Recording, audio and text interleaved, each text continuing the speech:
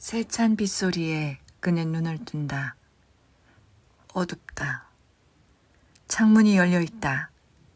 비가 더 들이치기 전에 창문을 닫아야 한다. 무심코 안경을 찾으려고 침대 옆에 책상을 더듬다가 그는 간밤의 일을 기억해낸다. 아직 욱신거리는 오른손의 통각을 느낀다. 그는 맨발로 침대에서 내려와 선다. 두 팔로 허공을 더듬으며 창 쪽으로, 차가운 비와 바람이 들어오는 쪽으로 나아간다. 어두운 것과 더 어두운 것을 구별하려 그는 애쓴다. 두 팔을 옆으로, 앞으로 뻗는다. 벽은 아직 멀리 있다. 라디에이터도. 창 아래 긴 의자도 아직 멀리 있다. 마침내 그의 얼굴과 팔이 습기를 느낀다. 길게 뻗어나간 손을 물방울의 입자들이 건드린다. 더듬더듬 그는 창틀에 알루미늄 손잡이를 잡아낸다. 소리내어 창문을 닫는다. 손바닥이 손등이 흥건하게 젖는다. 세차게 쏟아지던 빗소리가 성큼 한 걸음 물러선다. 여자가 긴 의자에 누워있지 않다는 것을 알아채는 데에는 긴 시간이 걸리지 않는다. 뒤척이는 움직임, 따스한 숨의 기척 따위는 없다. 첫 버스가 다닐 시간인가. 그는 소리내어 중얼거린다. 그 자신의 목소리가 마치 타인의 것처럼 건조하게 들린다. 그는 긴 의자에 걸터 앉는다. 두 손으로 의자를 더듬어 여자가 옷 이불과 담요를 한 켠에 개켜놓고 간 것을 안다. 간밤에 그가 서랍장에서 꺼내준 것들이다. 개켜진 이불 위로 그는 눕는다. 어렴풋한 땀 냄새가 어린애들이 쓰는 목욕비누 같은 사과향이 맡아진다. 그는 두 손을 허공으로 들어올린다.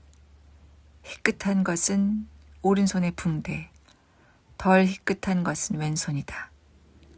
왼쪽 손바닥을 간지럽히며 지나가던 따스한 획과 점들을 살갗이 먼저 기억한다. 가늘게 떨며 망설이는 손톱이 지나치게 바툭 깎여 그의 살을 조금도 아프게 하지 않던 손가락, 서서히 드러나는 음절, 침이 없는 압정 같은 마침표, 서서히 밝아지는 한마디 말. 당신은 아마 짐작하지 못했을 테지만 이따금 나는 당신과 긴 대화를 나누는 상상을 했는데 내가 말을 건네면 당신이 귀 기울여 듣고 당신이 말을 건네면 내가 귀 기울여 듣는 상상을 했는데 텅 빈 강의실에서 히라버 수업의 시작을 기다리며 함께 있을 때 그렇게 실제로 당신과 대화하고 있는 것처럼 느껴질 때가 있었는데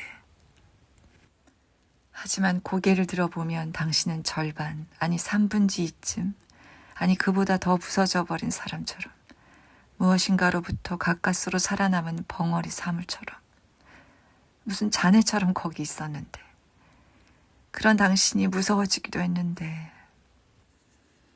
그 무서움을 이기고 당신에게 다가가 가까운 의자에 걸터 앉았을 때 당신도 문득 몸을 일으켜 꼭 그만큼 다가와 앉을 것 같기도 했는데 그렇게 무서운 당신의 침묵이 생각나는 밤이 있었는데 빛이 가득 고여 일렁이는 것 같았던 알파벳 R의 것과는 전혀 다른 침묵. 얼음 밑에서 두드리다 굳어버린 손 같은 침묵. 피투성이 몸 위로 쌓인 눈더미 같은 침묵. 어느 순간 그게 진짜 죽음으로 변해버릴까봐 두려웠는데 정말 딱딱해져 버릴까봐 정말 싸늘해져 버릴까봐 불안했는데 어둠을 향해 그는 퍼뜩 눈을 떠본다. 아무것도 볼 수 없다. 복종하듯 다시 눈을 감고 눈꺼풀 속의 어둠을 본다. 그 어둠의 속으로 거역할 수 없이 밀려드는 새벽잠에 몸을 맡긴다. 귓속으로 파고드는 빗소리를 듣는다. 눈이 하늘에서 내려오는 침묵이라면 비는 하늘에서 떨어지는 끝없이 긴 문장들일지도 모른다. 단어들이 보도블록에 콘크리트 건물의 옥상에 검은 웅덩이에 떨어진다. 튀어오른다. 검은 빗방울에 쌓인 모국어 문자들, 둥글거나 반듯한 획들, 짧게 머무른 점들, 몸을 구부린 쉼표와 물음표. 잠속으로 떨어지는 순간 찾아든 위태하게 부서지는 꿈속에서 그는 두 사람을 본다. 늙은 남자와 젊은 여자다. 노쇠 때문에 낮게 떨리는 목소리로 백발의 남자가 묻는다. 용서를 구하듯 두 손을 가슴 앞에 모으고. 말해봐. 이 냄새는 뭐지? 젊은 여자가 묘사하기 시작한다. 생생함과 열의와 정확성을 담아 매우 빠르게 소름 끼칠 만큼 대담한 반말로. 참나무 숲이야. 뿌리들이 흙 위로 관절처럼 불쑥불쑥 튀어나와 있어. 그걸 친친 동여감은 담쟁이가 있어. 그게 어떻게 생겼지? 줄기들, 비틀린 가지들, 우리를 향해 달려들 것 같아. 우리 몸뚱이를 단박에 친친 휘감고 패대기 칠 것 같아. 그런데 저건... 그런데 지금은 뭐가 보이지? 늙은 남자의 목소리가 차츰 떨린다. 그렇게 오래 침묵하지 마. 추하고 무서운 것들을 나에게 숨기지 마. 무슨 일이야? 지금 무슨 일이 일어났어? 그의 목소리가 빨라진다. 더 떨리며 높아진다. 말해봐. 당신의 입술로, 혀로, 목구멍으로. 지금 말해. 어딨어? 손을 줘. 제발 소리를 내.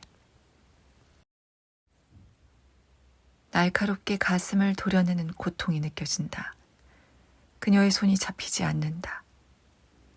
그 여자의 손이 없다. 어린애처럼 그는 운다. 퍼뜩 눈을 뜬 순간 현실 속에서는 꿈에서만큼 울지 않았다는 사실을 깨닫는다. 약간의 따뜻한 눈물이 뺨에 흘러 있을 뿐이다. 어떤 위안도 없이 그는 다시 잠속으로 빨려 들어간다.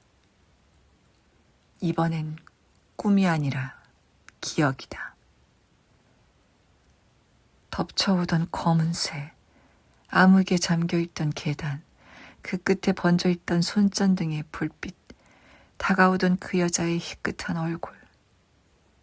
소스라치며 기억에서 깨어난다. 다른 꿈속으로 들어간다. 이번엔 갑자기 잘 볼 수 있다. 수십 길 차가운 지하에 모여있는 낯선 사람들. 입에서 뿜어져 나오는 더운 김. 저마다 시체처럼 희극 배우들처럼 얼굴에 칠한 새하얀 회분. 또 다른 꿈이 도둑처럼 겹쳐 들어온다. 어둑어둑한 무대, 공연을 기다리는 객석의 사람들. 점점 밝아지는 대신 더 진해지는 어둠. 이상하게 긴 정적. 영원히 시작되지 않는 공연. 다시 빗소리. 옛 여자의 검은 얼굴. 차가운 빗방울. 우산에 가무잡잡한 이마에 흥건히 젖은 손등에 거기 부풀어 오른 파르스름한 정맥에 처음 듣는 명석하고 아름다운 목소리의 독일어가 귓속으로 파고든다. 내가 말했지. 언젠간 너 자신이 성립 불가능한 오류가 되어버리고 말 거라고. 스파란 실타래에 쌓인 낯익은 방. 이제 읽어야 할 환한 구멍들로 이루어진 수십 장의 편지. 그의 곁에 서늘하게 누운 사과향이 나는 모호한 사람의 윤곽. 떨고 있는 손바닥에 마침표. 따스한 검은 모래. 아니 단단한 열매. 얼어붙은 흙 속에 파 묻어 놓은 쉼표. 휘어진 속눈썹, 가느다란 숨소리. 속에 캄캄한 칼집 속에 빛나는 칼. 오래 숨을 참으며 기다리는. 소스라치며 그는 눈을 뜬다. 일어나 앉는다. 자신이 깨어난 것이 현관 밖의 인기척 때문이라는 것을 가까스로 깨닫는다.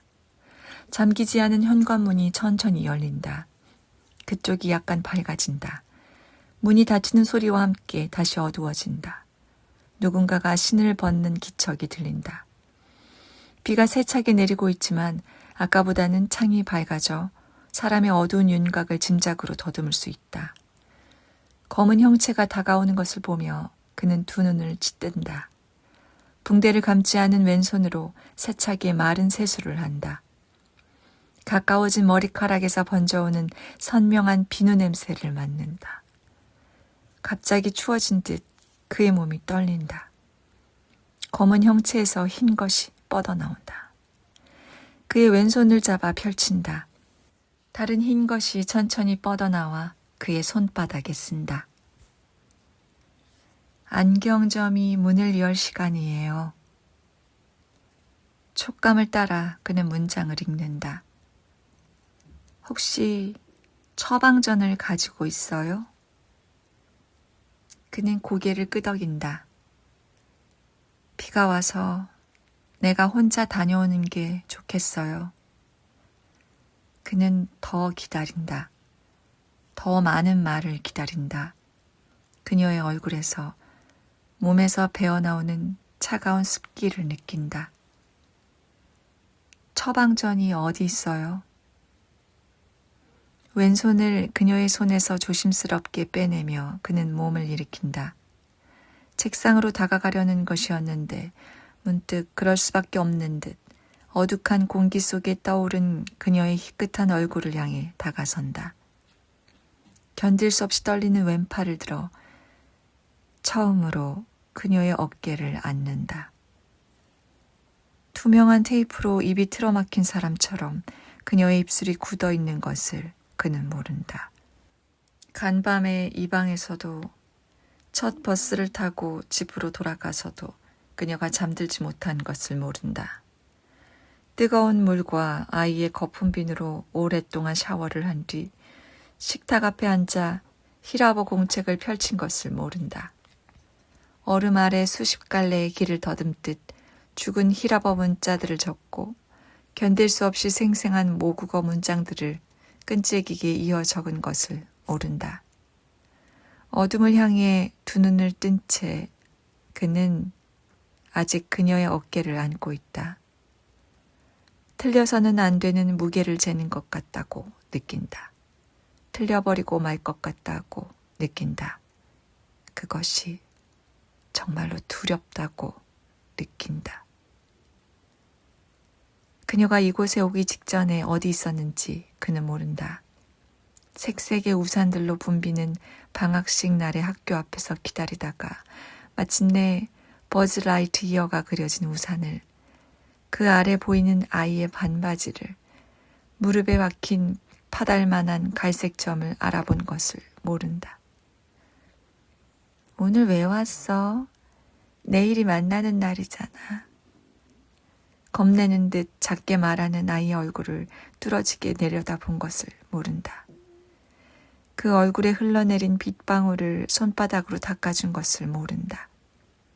아이의 이름을 부르기 위해, 준비한 말을 하기 위해 필사적으로 입술을 열었던 것을 모른다. 멀리 안 가도 돼. 아무 데도 안 가고 엄마랑 있어도 돼. 같이 도망가도 돼. 어떻게든 헤쳐나갈 수 있어. 라고 말하기 위해.